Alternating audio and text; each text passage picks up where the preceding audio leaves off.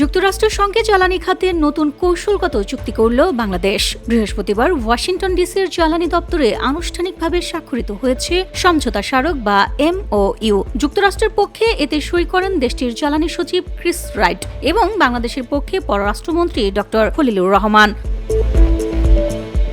স্বাক্ষর অনুষ্ঠানে ডক্টর খলিলুর রহমান বলেন, এই চুক্তি বাংলাদেশ যুক্তরাষ্ট্র সম্পর্কের আরেকটি গুরুত্বপূর্ণ মাইলফলক। তিনি এ উদ্যোগে সমর্থনের জন্য বাংলাদেশের প্রধানমন্ত্রী তারেক রহমান ও মার্কিন প্রেসিডেন্ট ডোনাল্ড ট্রাম্পকে ধন্যবাদ জানান।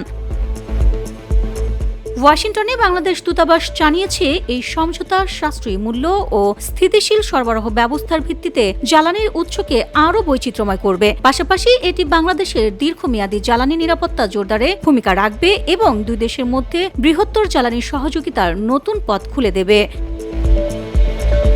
VOD Bangla news desk.